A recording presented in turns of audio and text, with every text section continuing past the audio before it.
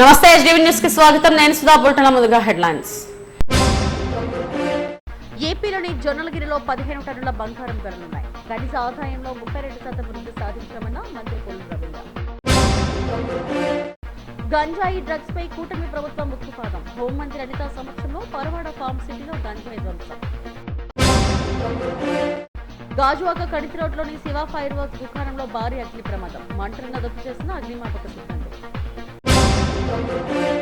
Bheemili division లో జిల్లా collector Abhishek Kishore సుడిగాలి పర్యటన. ఎరువుల దుకాణాల్లో తనిఖీలు. సచివాలయాల పరిశీలన, సర్ ప్రక్రియ పర్యవేక్షణ.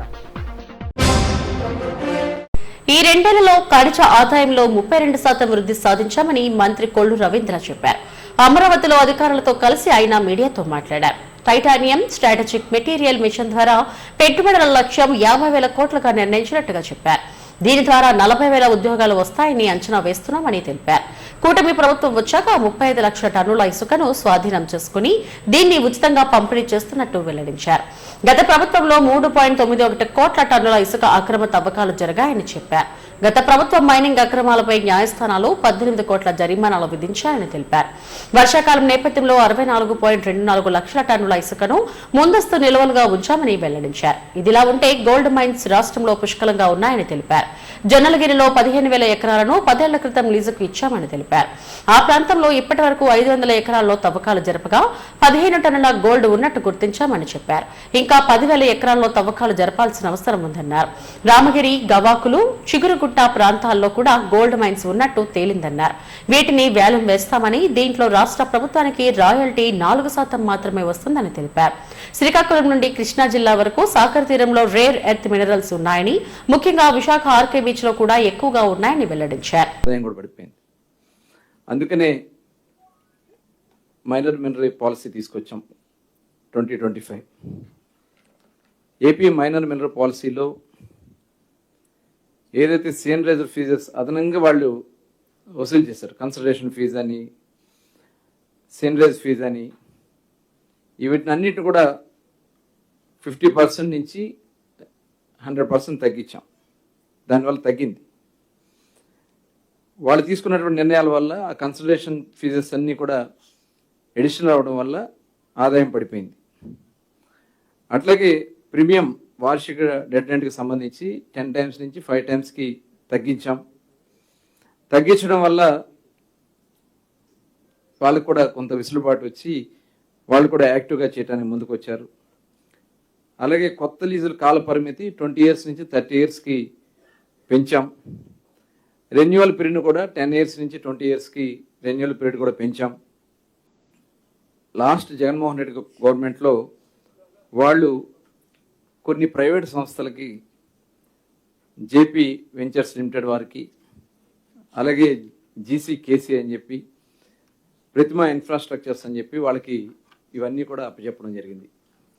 రాష్ట్రంలో ఉన్నటువంటి శాండ్ని 475 రూపాయలు టన్నుకి ఫిక్స్ చేసి, డీసిల్టేషన్ పాయింట్స్లో అయితే 625 పెట్టి వసూలు చేశారు. ఇది కాకుండా అదనంగా కూడా వాళ్ళు వసూలు చేయటం జరిగింది. దగ్గర దగ్గర 6,940 కోట్లు ఈ అదనపు భారాన్ని ప్రజల మీద వేశారు ఆ రోజున. దీనికి తోడు ఏం చేశారంటే పర్యావరణ అనుమతులు లేనకుండా చేశారు, అక్కడికక్కడ ఉల్లంఘనలు చేశారు. ఎందుకంటే ఇవన్నీ కూడా మనం శాటిలైట్ ద్వారా మొత్తం తెప్పించిన దాని మీద 3,891 కోట్లు డిమాండ్ ఇవ్వడం జరిగింది. దగ్గర దగ్గర 5,8,47,832 మెట్రిక్ టన్నుల శాండ్ని అక్రమంగా వీళ్ళు తరలించారనేది ప్రాథమికంగా మనకు వచ్చిన దాని మీద ఇప్పుడు ఈ కేసెస్ అన్నీ కూడా బుక్ అయినటువంటి పరిస్థితి ఉంది. ఇప్పుడు మన శాండ్ పాలసీలో సీఎన్ రేజ్ తీసాం, డిఎంఎఫ్ తీసేసాం, మెరిట్ తీసేసాం. దీనివల్ల ఫ్రీగా ఎక్కడ దొరికితే అక్కడ, అంటే అనుమతులు ఉన్న ప్రాంతాల్లో వాళ్ళే తీసుకెళ్ళచ్చు. ఒకవేళ వాళ్ళు తీసుకెళ్ళకపోతే డిస్ట్రిక్ట్ కలెక్టర్ ఆధ్వర్యంలో ఒక టాస్క్ ఫోర్స్ని ఏర్పాటు చేశాం. ఒక 5 డిపార్ట్మెంట్స్ కలిపి ఒక టాస్క్ ఫోర్స్ ఏర్పాటు చేసి వాళ్ళ ద్వారా ఫ్రీగా శాండ్ని, ఎందుకంటే దాదాపు 25 to 55% రేట్లు తగ్గినాయి. ఓన్లీ ట్రాన్స్పోర్ట్ ఛార్జెస్, అక్కడ ఎక్స్కవేషన్ లోడింగ్ మాత్రమే వాళ్ళు వసూలు చేసుకునే విధంగా అవన్నీ కూడా జిల్లా కలెక్టర్ గారి ఆధ్వర్యంలో ఏర్పాటు చేయడం జరిగింది. అక్కడ అన్నీ కూడా సీసీటీవీలు కానీ, జీపీఎస్ సిస్టమ్ కానీ, వెహికల్ ట్రాకింగ్ కానీ ఇవన్నీ కూడా ఏర్పాటు చేసాం. అలాగే ఈస్ట్ గోదావరిలో లాటరైట్కి సంబంధించి అవి కూడా కొద్ది వాళ్ళు స్వాధీనం చేసుకున్నారు. దానివల్ల సిమెంట్ ఫ్యాక్టరీస్కి చాలా ఇబ్బంది వచ్చి పక్క రాష్ట్రాలకి వెళ్ళాల్సినటువంటి పరిస్థితి వచ్చింది. అట్లాగే ప్రకాశం డిస్ట్రిక్ట్లో 154 గ్రైనేట్ లీజులు,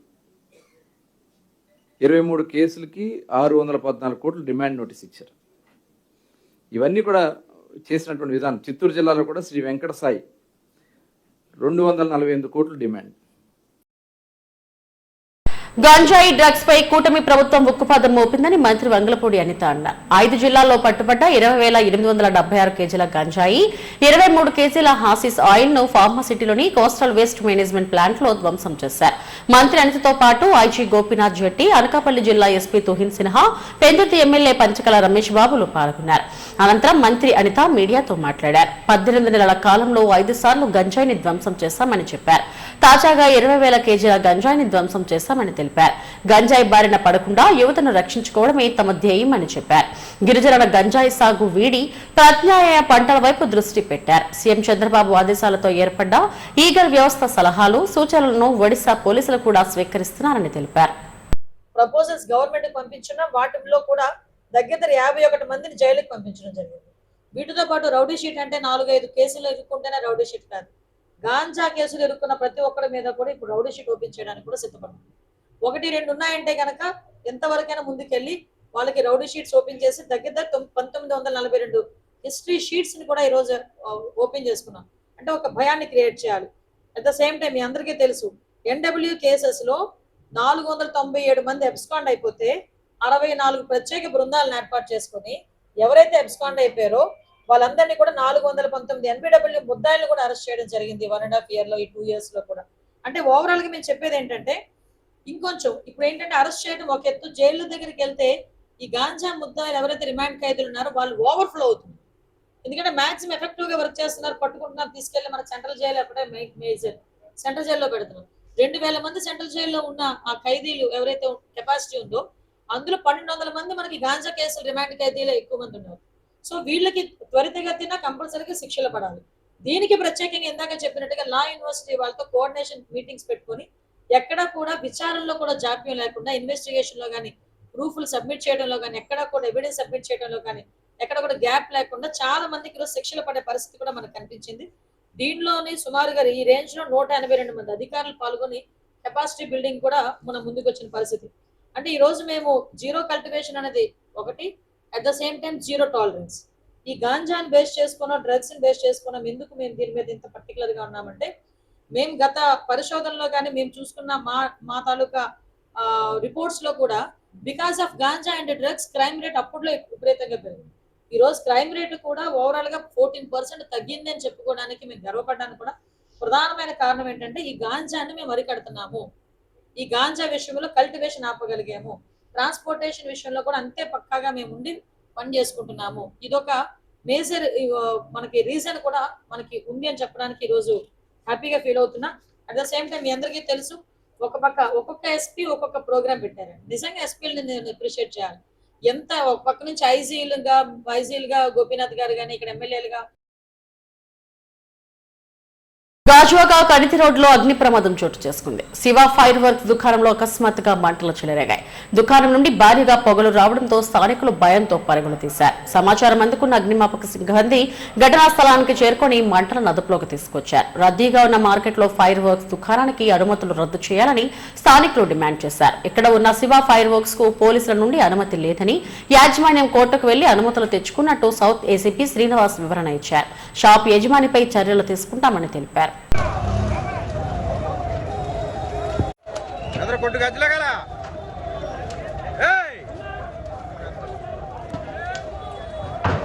తమ్ముడు కొంచెం తమ్ముడు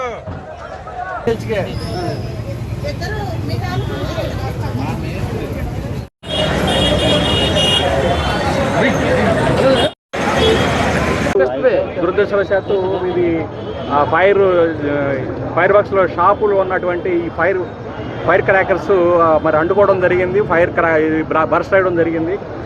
ఎలాంటి ప్రమాదం జరగలేదు, అయితే ఓన్లీ ఫైర్ జరిగింది. లోపల ఎవరికి కూడా ఎలాంటి గాయాలు లేవు. అదృష్టవశాత్తు చుట్టుపక్కల షాపుల వాళ్ళు కూడా అది ఎవరికి కూడా ఎలాంటి మరి డ్యామేజ్ కానీ లేకపోతే ఎవరికైనా ఇంజురీస్ కానీ జరగలేదు. అయితే ఇతను ఎన్నిసార్లు చెప్పినప్పటికి కూడా మరి ప్రభుత్వ అధికారులు ఇన్స్ట్రక్షన్ కూడా పెడతా ఉన్నాడు. కోర్టు చుట్టూ తిరిగి మరి పర్మిషన్ తెచ్చుకుంటున్నాడు. జనావాసాల మధ్య మాత్రం ఎలాంటి వ్యాపారం అనేది అనుమతి అనేది ఇవ్వడం జరగదు. ఇతను ఈ విధంగా చేస్తున్నాడు కాబట్టి వ్యాపారం చేస్తున్నాడు కాబట్టి ఇకపై ఎవరు కూడా కలెక్టర్ గారి దృష్టికి కూడా తీసుకెళ్తాము, ఇలాంటి పర్మిషన్ కూడా ఇవ్వద్దని చెప్పేసి గవర్నమెంట్కి కూడా అదేదో కోర్టుకు కూడా నివేదించడం జరుగుతూ ఉంది. మరి ఇది లోపల మరి ఫైర్ సర్వీస్ డిపార్ట్మెంట్ వాళ్ళు వచ్చారు. పక్కన ఉన్నటువంటి గోడౌను, తర్వాత ఈ గ్రోసరీ ఐటమ్స్ కూడా ఉన్నాయి కొన్ని, అన్నీ కూడాను మనం ఫైర్ వాళ్ళ సహాయంతో వెట్టింగ్ చేయడం జరిగింది. ఫర్దర్గా ఫైర్ ఎక్స్టింగ్విష్ చేసేదానికి మొత్తం కూడా కంట్రోల్లో ఉంది. ఎవరికి కూడా ఎలాంటి ఇబ్బందులు లేవు. చేస్తామండి, ఫైట్ చేస్తాం. ఎందుకంటే వైలేషన్ అది కోర్టు ఆర్డర్ కూడా చూస్తాం. మళ్ళీ ఇంకోసారి ఫ్రెష్గా ఏదైనా కోర్టు ఆర్డర్ తీసుకున్నాడని చూసేసి అతని మీద యాక్షన్ తీసుకోవడం జరుగుతుంది. అదే విచారణ జరుగుతుంది. ఇప్పటివరకైతే అవసరాలు బట్టి మేము చెప్తా ఉన్నాం, ఈ గోడౌన్ ఇక్కడ ఉండకూడదని చెప్పి పోలీస్ కమిషనర్ గారికి కూడా మనం లెటర్ ఇవ్వడం జరిగింది, పబ్లిక్ కూడా లెటర్ ఇవ్వడం జరిగింది. 365 రోజులు ఇక్కడ ఓపెన్ చేసి ఉంచుతాడు. ఈరోజు ఈ షార్ట్ సర్క్యూట్ అదే ఏదైతే ఎలక్ట్రికల్ వెల్డింగ్ వర్క్ చేస్తున్నారో మొత్తం బాణాసంచాలు ఉండడానికి కూడా వెల్డింగ్ వర్క్ చేస్తున్నారు. అంటే ఇది నిబంధనలకు విరుద్ధంగా ఈరోజు షాప్ పెట్టడం జరిగింది ఈ ప్రాంతంలో. ఎందుకంటే రెసిడెన్షియల్ ఏరియా, ముఖ్యంగా ప్రజలు ఎప్పుడు నిత్యం రద్దీగా ఉండే మార్కెట్ ఏరియా, ఈ మార్కెట్ ఏరియాలోని శివ ఫైర్ వర్క్స్ ఉన్న యజమాని మరి హైకోర్టు నుండి ఆర్డర్ తీసుకొచ్చానని చెప్పేసి ఎప్పుడు నుండి అలాగే చేసుకొని ఈ యొక్క షాప్ ఇక్కడ మెయింటైన్ చేయడం జరుగుతుంది. ముఖ్యంగా దీంట్లో ఈ రోజున్న బాణాసంచా వల్ల ప్రజలందరూ చాలా ఇబ్బంది పడ్డారు. ఇక్కడ ఇంచుమించు నాకు తెలిసింది పక్కింటి వాళ్ళు వీళ్ళందరికీ కూడా ఒక 20 లక్షల వరకు ఆస్తి నష్టం కూడా ఇక్కడ జరిగింది. దీని మీద వెంటనే అధికారులు, ఫైర్ సిబ్బంది, అలాగే పోలీస్ సిబ్బంది, అలాగే మున్సిపల్ సిబ్బంది, రెవెన్యూ సిబ్బంది వెంటనే స్పందించి ఈ షాపు తీయించాలి. అలాగే షాపు యజమాని కూడాను ఇంచుమించు 20 లక్షల వరకు లాస్ అయింది. ఎందుకంటే షాపు ఓనర్ ఏదో బిల్డింగ్ స్ట్రక్చర్ ఓనర్ ఉన్నాడో ఆ బిల్డింగ్ కూడా పూర్తిగా ధ్వంసమైంది. ప్రాణ నష్టం అయితే జరగలేదు, ఎందుకంటే ఇక్కడ ఉన్న యూత్ అందరూ కూడా దగ్గరుండి వాళ్ళని బయటకు తీసుకురావడం జరిగింది. ప్రాణ నష్టం జరగలేదు కాబట్టి దీనిపైన వెంటనే స్పందించాలి. ఈ యజమాని మీద తక్షణమే కేసు పెట్టి దాని మీద ఎటువంటి శిక్ష తప్పకుండా అమలు చేయాలి. ఇటువంటి ఈ గోడౌన్ అన్నీ కూడా అవుట్స్కట్లో ఉంటాయి. మనం చూస్తూ ఉన్నాం, ఏదైతే జనావాసాలకు దూరంగా ఇటువంటి గోడౌన్లు పెట్టడం జరుగుతుంది. కానీ ఇక్కడైతే మాత్రం జనాల మధ్యనే ఈ గోడౌన్ నడుపుతున్న వ్యక్తి పైన తక్షణమే ఎఫ్ఐఆర్ ఫైల్ చేయాలని చెప్పి తెలియజేస్తున్నాం. ఎన్నో మార్లు 10 సంవత్సరాల నుంచి మేము ఇక్కడ ఉన్నటువంటి బాణాసంచా 365 రోజులు కూడా అమ్మకం సాగుతూ ఉంది. ఈరోజు మీరు చూస్తున్నారు, మీడియా కఠిన చర్యలు కూడా తీసుకోవాలని చెప్పి మీ అందరినీ కూడా మీ మీడియా పరంగా మేము కోరుతా ఉన్నాం. ప్రమాదం వెనకాతలో ఏదో చిన్న వెల్డింగ్ వర్క్స్ చేస్తూ ఉన్నారంట. వెల్డింగ్ వర్క్ చేస్తూ అలాగే ఫైర్ వర్క్ అయిందని చెప్తున్నారు. ఎవరైనా సరే మినిమంగా ఒక బాణాసంచాలు మొత్తం అంతా 2-3 గోడౌన్లు నిండిపోయి ఉన్నాయి. అవన్నీ కూడా ఈరోజు అగ్నిమాపక దళాలు కానీ రాకపోయి ఉంటే చాలా పెద్ద ఎత్తున పెను ప్రమాదం నుంచి మనం బయటపడ్డామని చెప్పి మనం తెలుసుకోవచ్చు. ఈరోజు మొత్తం అజీంబాద్ యూత్ అందరూ కూడా ఈరోజు చూడండి ఎంతమంది ఏ విధంగా ఒక్కొక్కరు డబ్బాలు అవన్నీ పట్టుకొని తిరుగుతూ ఉన్నారు. వాళ్ళందరూ కూడా యువత అందరికి కూడా సహాయ సహకారాలు చేసినందుకు వాళ్ళకి ప్రత్యేకంగా ధన్యవాదాలు తెలియజేసుకుంటా ఉన్నాను. జిల్లా కలెక్టర్ అభిషిక్త్ కిషోర్ భీమిలి డివిజన్ పరిధిలో సుడిగాలి పర్యటన చేశారు. తగరపల్లిలో ఎరువుల దుకాణాన్ని తనిఖీ చేసి అక్కడి పరిస్థితులపై ఆరా తీశారు. చంద్రంపాలెం పాఠశాలను సందర్శించి మైదానం అభివృద్ధి పనులను పరిశీలించారు. ముందుగా శ్రీమన్నారాయణ ఎరువుల దుకాణాన్ని తనిఖీ చేశారు. ప్రభుత్వం నూతనంగా అందుబాటులోకి తెచ్చిన ఏపీఐఎంఎస్ యాప్ వినియోగం, ఓటీపీ ఆధారంగా యూరియా, డీఏపీ ఎరువుల సరఫరా తదితర అంశాలపై క్షుణ్ణంగా పరిశీలన చేశారు. ఎరువుల సరఫరా ప్రక్రియ దుర్వినియోగం కాకుండా చూడాలని సంబంధిత అధికారులను ఆదేశించారు. అనంతరం తాళవలస సచివాలయాన్ని తనిఖీ చేసి అక్కడి పరిస్థితులను గమనించారు. ప్రజలకు అందుతున్న సేవలపై ఆరా తీశారు. కలెక్టర్ వెంట ఆర్డీఓ సంగీత్ మాధూర్, వ్యవసాయ శాఖ జేడీ అప్పలస్వామి తదితరులు ఉన్నారు.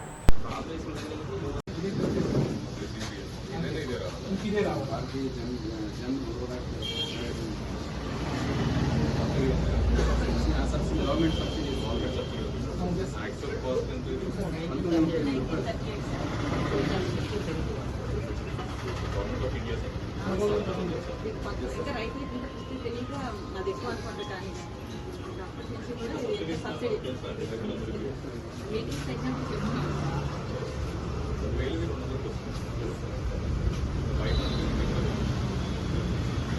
బయట జరగకూడదు కూడా ఆన్లైన్లో ఫెయిల్ అయినా వాళ్ళకి సబ్సిడీ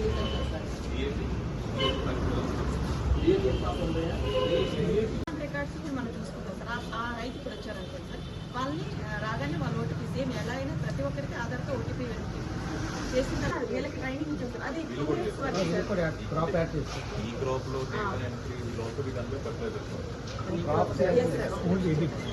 ఇలా సంప్రదించండి. మీరు ఇక్కడ నెంబర్స్ ఇస్తారు సార్. మాకేంటంటే ప్రతి మండలానికి 5 స్టాఫ్లు అందుతుంది. క్లస్టర్ రేషనలైజేషన్ అయిన తర్వాత ఏ రెవెన్యూ గ్రామానికి ఎవరైనా దాని రికార్డు ఉంటుంది సార్. వెంటనే చెప్పగానే అక్కడ వాళ్ళు జస్ట్ యాడ్ చేస్తారు సార్. అది 2 minutes కాదు సార్. మనం ముందే ఉన్నాయి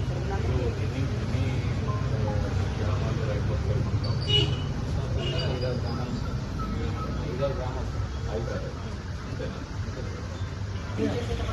అంటే మా చేస్తాం.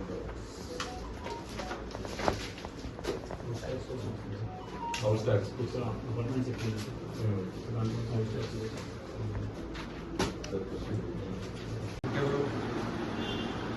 నువ్వు చెప్పు survey also part of survey కదా. సెక్రటరీ ఉన్నాడు ఇన్ఛార్జ్ ఇతను లేడు. లేని వాళ్ళు ఎవరు ఇతను వాళ్ళు ఇన్ఛార్జెస్ ఉన్నారా లేదు ఉంటారు కదా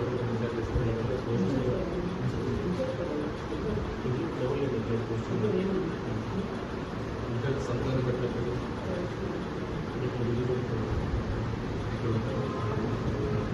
సెక్రటరీ లేదా అనకాపల్లి, విశాఖ జిల్లాలకు AP state disaster management authority yellow alert జారీ చేసింది. ఆకాశం మేఘావృతమై చెదురుముదురుగా మోస్తారు నుంచి భారీ వర్షాలు కురిసే అవకాశం ఉందని విశాఖ వాతావరణ కేంద్రం తెలిపింది. చెట్లు, హోర్డింగ్ల వద్ద నిలబడవద్దని సూచించింది. ప్రజలు అప్రమత్తంగా ఉండాలని హెచ్చరించింది. ఇప్పటికే విశాఖ, అనకాపల్లి జిల్లాల్లోని పలు మండలాల్లో భారీ వర్షాలు కురుస్తున్నాయి. ఉత్తరాంధ్ర జిల్లాలకు ఆరెంజ్ అలర్ట్ జారీ చేశామని వాతావరణ కేంద్రం అధికారి శ్రీనివాస్ తెలిపారు.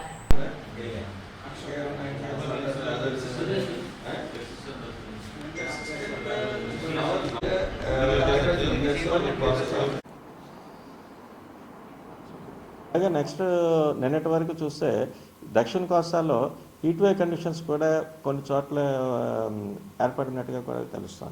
ముఖ్యంగా ఇది బాపట్ల, నెల్లూరు, ఒంగోలు, కావలి ఈ ప్రాంతాల్లో అయితే మోర్ దాన్ 40 degrees టెంపరేచర్ కూడా నిన్నటి రోజున అయితే నమోదైంది. అలాగే ఈ రాయలసీమలో చూస్తే హాట్ అండ్ హ్యూమిడ్ కండిషన్స్ కూడా ఇంకా మనకి కంటిన్యూ అయ్యే ఛాన్స్ అయితే ఉంది. ఇప్పుడు మాన్సూన్ యాక్టివ్ కండిషన్స్ ఉండటం వల్ల వెస్ట్ సెంట్రల్ వేలో కూడా విండ్ స్పీడ్స్ కూడా గ్రాడ్యువల్గా ఇంక్రీజ్ అవుతున్నాయి. అలాగే దీని ప్రభావం అయితే ఇప్పుడు ప్రస్తుతం అయితే ఉత్తరాంధ్రలో అయితే ఉత్తరాంధ్ర కోస్తాలో ఉన్నటువంటి మత్స్యకారులు అందరికీ కూడా నెక్స్ట్ కమింగ్ 5 days వరకు కూడా వేటకు వెళ్ళొద్దని అయితే చెప్తున్నాం. అక్కడ స్క్వాలీ విడ్స్ స్పీడ్ గంటకి 40 నుంచి 50 కిలోమీటర్ల వరకు ఉత్తరాంధ్ర కోస్తా తీరం వెంబడి వచ్చే అవకాశం ఉన్నట్టుగా మనం ఫోర్కాస్ట్ ఇస్తున్నాం. Okay, thank you. రైన్ఫాల్ గరిష్టంగా అయితే విజయనగరం జిల్లాలో ఉన్నటువంటి వేపాడలో 9 సెంటీమీటర్లు, అలాగే మరికొన్ని ప్రాంతాల్లో కావలి, శృంగారపుకోట, నర్సీపట్నం, వింజమూరు 5 సెంటీమీటర్లు, అలాగే చాలా చోట్ల 2 to 3 degrees పట్ల విశాఖపట్నంలో అయితే 1 సెంటీమీటర్ రైన్ఫాల్ రికార్డ్ అవ్వడం జరిగింది. తిరుమల శ్రీవారిని పలువురు ప్రముఖులు దర్శించుకున్నారు. నంద్యాల ఎంపీ బైరెడ్డి సబరి, తెలంగాణ మంత్రి పువ్వాడ అజయ్, పుదుచ్చేరి మంత్రి మల్లాడి కృష్ణారావు, మా ఇంటి బంగారం చిత్ర బృందం సభ్యులు సమంత, శ్రీముఖి, మాజీ క్రికెటర్ చాముండేశ్వరి నాథులు వేరువేరుగా శ్రీవారిని దర్శించుకున్నారు. అధికారులు స్వాగతం పలికి దర్శన ఏర్పాట్లు చేశారు. ఆలయం వెలుపలకు వచ్చిన హీరోయిన్ సమంతతో సెల్ఫీలు దిగేందుకు భక్తులు ఉత్సాహం చూపించారు.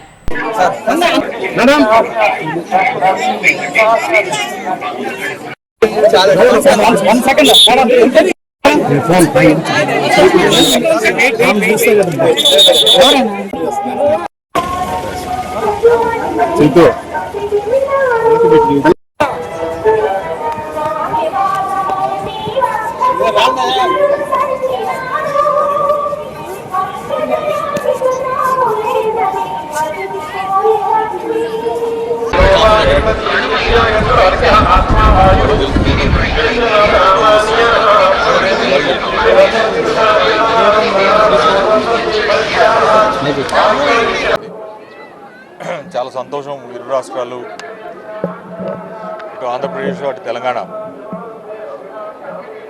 అభివృద్ధిలో రెండు రాష్ట్రాలుగా విడిపోయినా కూడా అభివృద్ధిలో అద్భుతంగా ముందుకు దూసుకుపోతూ ఉన్నాయి. ఈరోజు తిరుపతిలో లేదా తిరుమలలో జరిగిన అభివృద్ధి ఏదైతే ఉన్నదో చూస్తూ ఉంటే ఈ దేవస్థానం సన్నిధిలో దాదాపు 30 సంవత్సరాల నుంచి వస్తూ ఉన్నాం.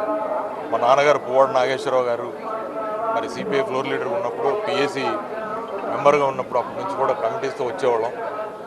ఈ స్వామివారి ఆశీర్వాదం మెండుగా మా కుటుంబం మీద, అలాగే మా ప్రాంత ప్రజల మీద కూడా మెండుగా ఉంది. వెంకటేశ్వర స్వామి భక్తులు తెలంగాణలో కోకొల్లలు. ప్రతి ఊర్లో, ప్రతి వాడలో వెంకటేశ్వర స్వామి దేవాలయాలు అక్కడ అనేకం ఉన్నాయి. సో స్వామివారు ఇరు రాష్ట్రాల ప్రజల్ని చల్లగా దీవించాలని, ఇప్పుడు వర్షాకాలం వచ్చింది కాబట్టి ఎల్నినో ప్రభావం అంటున్నారు, దాని నుంచి ఎట్లయినా సరే ఈ తెలుగు రాష్ట్రాలని కాపాడి సమృద్ధిగా వర్షాలు పడి రైతులకి ఉపయోగపడే విధంగా మంచి సమృద్ధిగా వర్షాలు పడాలని చెప్పి స్వామివారిని కోరుకుంటా ఉన్నా.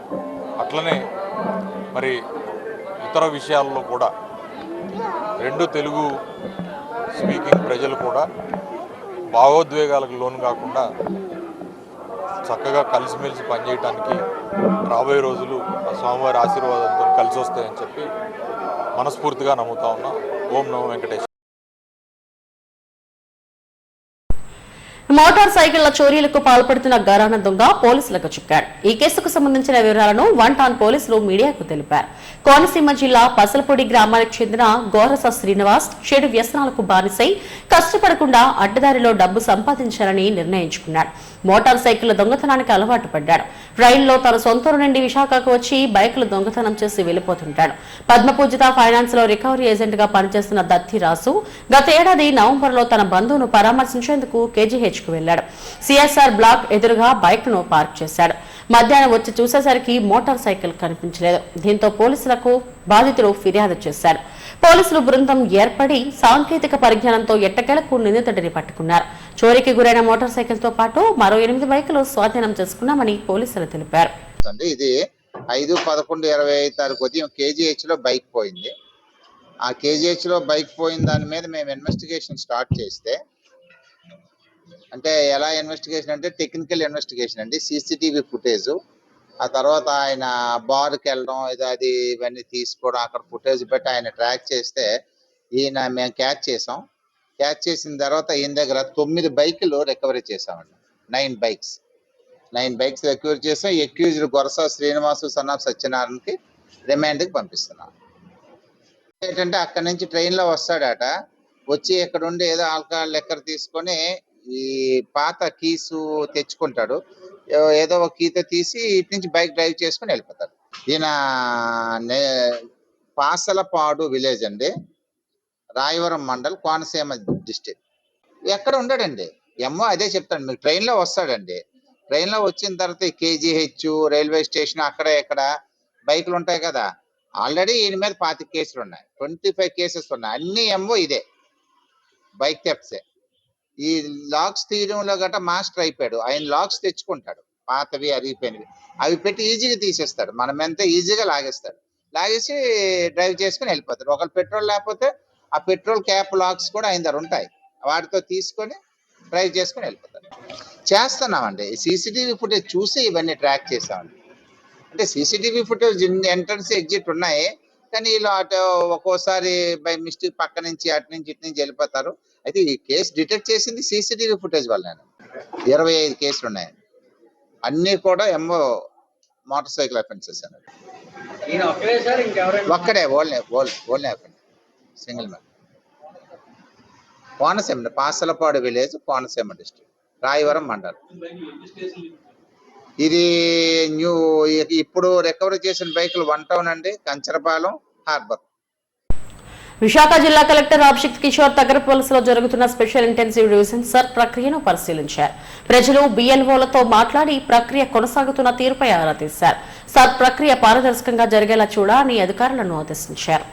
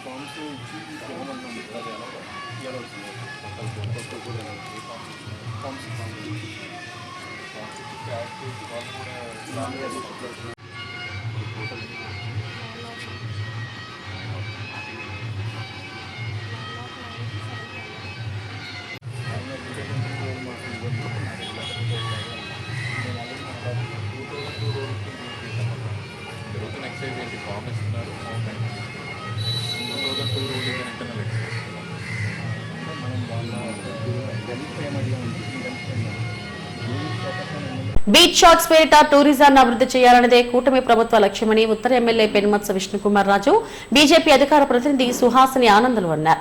ఉత్తర పార్టీ కార్యాలయంలో మీడియాతో మాట్లాడారు. ఇంకా ఎలాంటి నిబంధనలు మార్గదర్శకాలు రాకుండానే కొంతమంది అనవసర రాద్ధాంతం చేస్తున్నారని చెప్పారు. మద్యం షాపులు, పర్మిట్ రూములు మంజూరు చేసేటప్పుడు ఎందుకు మాట్లాడలేదని ప్రశ్నించారు.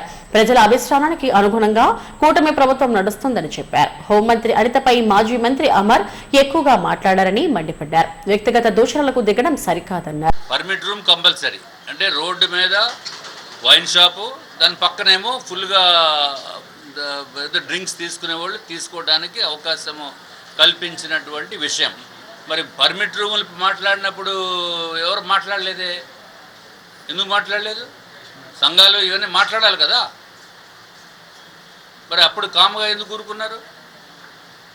సో ఇది ఊరికే ఏదో ఒక పని చేస్తే దాని మీద ఇమ్మీడియట్గా వ్యతిరేకంగా మాట్లాడటానికి ఎంత ఉత్సాహంగా చూపిస్తున్నారో ఆ ఉత్సాహము ముందు అన్ని కొంచెం ఆలోచించి ఏ విధంగా ఇది అవుతుందో. ఇంత కోస్టల్ తీరం ఉంది మన దగ్గర విశాఖపట్నంలో. విశాఖపట్నం బీచ్ రోడ్డు నుంచి చూస్తే మనకి భీమిలి వరకు 30 కిలోమీటర్లు 32 కిలోమీటర్లు మనకి ఏక స్ట్రెచ్ ఉంది.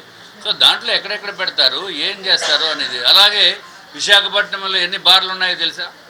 కొన్ని వందలు ఉన్నాయి షాప్స్, వైన్ షాప్స్. ఇప్పుడు వైన్ షాప్తో పాటు ఒక పర్మిట్ రూమ్ ఒకటి కంపల్సరీ పెట్టారు. సో ఈ వందలన్నీ కూడా ఆ విధంగా తయారవుతున్నాయి. వాళ్ళేదో మొత్తం ఇచ్చింది వైజాగ్ 30 కిలోమీటర్ల స్ట్రెచ్లో ఒక 10 స్టాల్స్ పెట్టాలన్నది ఏదో దానికి ఏదో స్పెసిఫికేషన్స్ రకరకాలుగా ఉన్నాయి. సో ఏదో ఎక్కడి నుంచో తీసుకొచ్చేసి ఏదో మొత్తం సంస్కృతిని అంతటినీ నాశనం చేసేస్తున్నామని అనుకోవాల్సినంత సీన్ ఏమి లేదు ఇక్కడ. ఇప్పుడు గౌరవ మాజీ మంత్రివర్యులు కొంచెము ఎక్కువ మాట్లాడటం జరిగింది. అది నేను కూడా చూశాను పేపర్లో, వీడియో ఫుల్గా చూడలేదు కానీ. బట్ అది అన్వాంటెడ్. మహిళల్ని ఎప్పుడు కూడా గౌరవించాలి, అంతేగాని వ్యక్తిగతంగా మనం మాట్లాడకూడదు. ఏదన్నా ఉంటే వారు అవలంబిస్తున్న పాలసీస్ పైన మాట్లాడాలి, అంతేగాని నేను పౌడర్ రాసుకున్నానా లేకపోతే ఏం చేశానది దానికి వాళ్ళకి సంబంధం ఏంటి? మాజీ మంత్రివర్యులకి ఏం సంబంధం? ఇప్పుడు నాకు టైం లేదు, హడావుడిగా వచ్చేసాను, లేకపోతే నేను పౌడర్ శుభ్రంగా రాసుకుని మీకు అందరికీ బాగా కనపడేటట్టు చేద్దాను. టైం ఉంటే నేను తప్పనిసరిగా నేను కూడా రాసుకుంటాను. తప్పేముంది? అవన్నీ చేసి దేని గురించి? ఎలక్ట్రానిక్ మీడియా గురించి, లేకపోతే వ్యూవర్షిప్ గురించి కూడా మనము నీట్గా డ్రెస్ చేసుకోవడం అనేది మన సాంప్రదాయం. సో మన ఎవరైతే మాజీ మంత్రివర్యులు అమర్ గారు మాట్లాడింది దాన్ని ఎక్కువ మాట్లాడారు. దాన్ని కూడా మేము ఖండిస్తున్నాం. అది నాట్ కరెక్ట్. మహిళల కట్టు బొట్టు వ్యవహారం గురించి కామెంట్ చేయడం ఏంటండి? ఒక బాధ్యతాయుతమైన పదవిలో ఉండి ఇష్యూ బేస్డ్ మాట్లాడండి. మీ దగ్గర కంటెంట్ లేకపోతే, విషయం మీద మీకు అవగాహన లేకపోతే అప్పుడు ఇటువంటి డైవర్టెడ్ పాలిటిక్స్ అంటారు దీన్ని. ఎవరైనా సరే మీకు దేని గురించి మాట్లాడాలి, దేనిపైన మీకు చిత్తశుద్ధి ఉంది, దానిపైన రియాక్ట్ అవ్వండి. అంతే తప్ప చేత కాక మీ ఫెయిల్యూర్స్ బయటపడతాయేమోనన్న ఒక నెపం ఇటువంటి ఒక కామెంట్ చేస్తే డైవర్ట్ అయిపోతుంది అన్న ఒక విధానంలో ఒక గౌరవ మాజీ మంత్రి గారు ప్రస్తుతం ఉన్న మంత్రి గారి పైన, అందులోనూ ఒక మహిళా మంత్రి పైన అటువంటి అనుచిత వ్యాఖ్యలు చేయడం మేము ఖండిస్తున్నాం తీవ్రంగా. ఎప్పుడూ కూడా ఇంకా ముందు కూడా గతంలో 5 సంవత్సరాలు మీరు చేసినటువంటి ఒక లూజ్ టంగ్ వల్ల ప్రజలు ఏ విధంగా బుద్ధి చెప్పారో మీకు అర్థమైంది. మళ్ళీ అదే భాష, అదే మీ యొక్క ఇదిని మీరు మార్చుకోకపోతే మళ్ళీ ఎప్పటికీ కూడా ప్రజలు మిమ్మల్ని ఇప్పటికే హర్షించలేదు. ఇంకా ముందు కూడా మీకు అదే పేరు పర్మనెంట్ అయిపోతుంది. సీతమ్మధారలోని మహాగణపతి ప్రసన్న వెంకటేశ్వర అయ్యప్ప షిరిడి సాయి దేవాలయంలో ఆధునీకరించిన కిచెన్ ను ప్రారంభించారు. ఆలయ ధర్మకర్తల మండలి ఆధ్వర్యంలో కార్యక్రమం జరిగింది. ఈ సందర్భంగా సత్యనారాయణ స్వామి వ్రతం నిర్వహించారు. పరిసర ప్రాంతాల నుండి భక్తులు హాజరై ప్రత్యేక పూజలు చేశారు. అనంతరం అన్నప్రసాద వితరణ జరిగింది. నూతన పాలకవర్గం ఏర్పడిన తరువాత తొలి అభివృద్ధి కార్యక్రమాన్ని ప్రారంభించడం ఎంతో సంతోషంగా ఉందని ధర్మకర్తలి మండలి సభ్యురాలు ముత్యాల హరిత అన్నారు. ఎప్పటి నుండో కిచెన్ ఆధునీకరణ చేయాలని అనుకున్నామని, దాతల సహకారంతో సాధ్యమైందని చెప్పారు. ఆలయాన్ని మరింతగా అభివృద్ధి చేసేందుకు కృషి చేస్తామని తెలిపారు.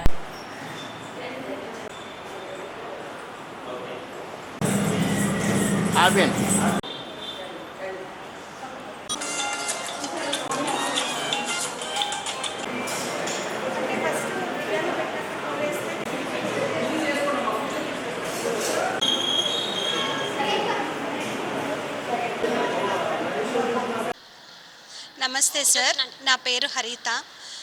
స్థానికంగా ఇక్కడ గుడి స్థాపించి 24 సంవత్సరాలు అయ్యింది. అప్పటి నుంచి అదే కిచెన్, అన్నీ కూడాను. ఇప్పుడు ఏంటంటే కిచెన్ కొత్తగా కట్టాలి అనే ఒక సంకల్పంతో మేము కొత్త కిచెన్ కోసం అని చెప్పేసి డోనర్స్ దగ్గర కానివ్వండి కలెక్ట్ చేసి కొత్త కిచెన్ ఏర్పాటు చేయడం జరిగిందండి. దాంట్లోకి గ్యాస్ పొయ్యి కానివ్వండి, లేకపోతే రుబ్బు మిషన్, వాటర్ ఫిల్టర్స్ అన్నీ ప్రతి ఒక్కటి కూడా, ఎగ్జాస్ట్ ఫ్యాన్లు అన్నీ కూడా డోనర్స్ నుంచి వచ్చినాయండి. సో అందుకని ఏంటంటే గుడికి ఎప్పుడూ కూడా మంచి పేరుంది. అలాగే ఇక్కడ గుడిలో అన్ని కార్యక్రమాలు ఒకటి కాదు, ప్రతిదీ కూడా చాలా బాగుంటుంది. కొత్త కమిటీ వచ్చిన తర్వాత మేము చేసిన ఈ గుడికి కోసం చేసిన ఫస్ట్ ప్రోగ్రామ్ ఇదండి. కిచెన్ ఆధునీకరణతో పాటు సత్యనారాయణ స్వామి వ్రతాలు, అలాగే భోజనాలు. సో ఈ సందర్భంగా మా కమిటీ వచ్చినాక మేము ఈ కార్యక్రమం చేసినందుకు చాలా ఆనందంగా ఉన్నాము. మాకు చాలా తృప్తిగా కూడా ఉందండి. భవిష్యత్తులో ప్రతిదీ కూడా అభివృద్ధి కోసం ముందుండి నడిపించాలన్నది మా తాపత్రయం. మహిళ, ఆమె సహోద్యోగులపై దాడికి పాల్పడిన 2 నిందితులను నర్సీపట్నం పోలీసులు అరెస్టు చేశారు. డీఎస్సీ శ్రీనివాసరావు కేసు వివరాలు మీడియాకు వెల్లడించారు. ఈ నెల 16వ తేదీ రాత్రి ఓ యువతి డ్యూటీ నుండి వెళ్తుండగా నర్సీపట్నం టౌన్ పోలీస్ స్టేషన్ పరిధిలోని అప్పనపాలెం గ్రామ సమీపంలో 2 వ్యక్తులు అడ్డగించి అసభ్యంగా ప్రవర్తించారు. ఈ ఘటనపై ప్రశ్నించిన ఆమెతో పాటు కలిసి పనిచేస్తున్న సహోద్యోగులపై దాడి చేసి వారి సెల్ ఫోన్లు ధ్వంసం చేయడంతో పాటు బెదిరించారు. బాధితుల ఫిర్యాదు మేరకు పోలీసులు దర్యాప్తు చేసి నిందితుల ఉప్పరాల హరి కుమార్లను అరెస్టు చేశారు. నిందితుడు హరిపై రౌడీ షీట్ తో పాటు గతంలో పలు కేసులు ఉన్నాయి. మహిళల భద్రతకు అత్యంత ప్రాధాన్యత ఇస్తున్నామని, ఇలాంటి దాడులకు పాల్పడే వారిపై కఠిన చర్యలు తీసుకుంటామని డీఎస్పీ హెచ్చరించారు. భయపడిపోయి వెనక్కి పరిగెట్టుకుంటూ వచ్చి షోరూమ్ లో ఉన్న కొలీగ్స్ చెప్పింది అనమాట. ఇలాగా నేను వెళ్తుండగా నన్ను అటకాయించి నా చేయి పట్టుకొని లాడడానికి ప్రయత్నం చేశారు అని చెప్పి ఇమీడియట్ గా ఉన్న కొలీగ్స్ ఏంటంటే ఎవరా అని చెప్పేసి అక్కడికి వెళ్ళి చూసేసరికి ఈ రౌడీ షీటర్ ప్లస్ ఇంకొక వ్యక్తి, వీళ్ళు కూడా అరే మీకు ఎంత ధైర్యం రా మమ్మల్ని అడగడానికి వస్తారా అని చెప్పేసి వాళ్ళని కొట్టడం జరిగిందనమాట. అందులో రౌడీ షీటర్ ఎవరైతే ఉప్పరాల హరి, తండ్రి ముషలయ్య, వయసు 30 సంవత్సరాలు, లారీ డ్రైవర్, కదవడ్డేపల్లి, ఈయన ప్లస్ ఈయనతో పాటు కొన్నపు కుమార్ ఎలియాస్ యేసు 42 years, పెద్దబొడ్డేపల్లి, నర్సీపట్నం కూడా. ఈ కుప్పరాల హరి గురించి ఇమీడియట్గా మన టౌన్ ఇన్స్పెక్టర్ గారు, సబ్ ఇన్స్పెక్టర్ గారు వీళ్ళంతా కూడా వెళ్ళి ఈ రిపోర్ట్ రాగానే ఎఫ్ఐఆర్ ఇష్యూ చేసి ఈ అదుపులోకి తీసుకోవడం జరిగింది. ఇద్దరిని కూడా ఈ హరి మీద వెరిఫై చేస్తే 7 కేసులు ఉన్నాయండి ఈయన మీద, పెండింగ్ ఉన్నాయి. మన నర్సీపట్నం టౌన్ పోలీస్ స్టేషన్లో ఈయన మీద రౌడీ షీట్ కూడా ఉంది. లాస్ట్ సాటర్డే కూడా మనం కౌన్సిలింగ్. హెడ్లైన్స్ మరోసారి. ఏపీలోని జొన్నలగిరిలో 15 టన్నుల బంగారం ధరలున్నాయి. కనీస ఆదాయంలో 32% వృద్ధి సాధించామన్న మంత్రి కొల్లు రవీంద్ర. గంజాయి డ్రగ్స్ పై కూటమి ప్రభుత్వం ఉక్కుపాదం. హోంమంత్రి అనిత సమక్షంలో పరవాడ ఫార్మ్ సిటీలో గంజాయి ధ్వంసం. గాజువాక కడితి రోడ్లోని శివ ఫైర్ వర్క్స్ దుకాణంలో భారీ అగ్ని ప్రమాదం. మంటలను అదుపు చేసిన అగ్నిమాపక సిబ్బంది. భీమిలి డివిజన్ లో జిల్లా కలెక్టర్ అభిషేక్ కిషోర్ సుడిగాలి పర్యటన. ఎరువుల దుకాణాల్లో తనిఖీలు, సచివాలయాల పరిశీలన, సర్ ప్రక్రియ పర్యవేక్షణ. ఇవి ఇప్పటివరకు నా బులెటిన్ అప్డేట్స్. నమస్తే.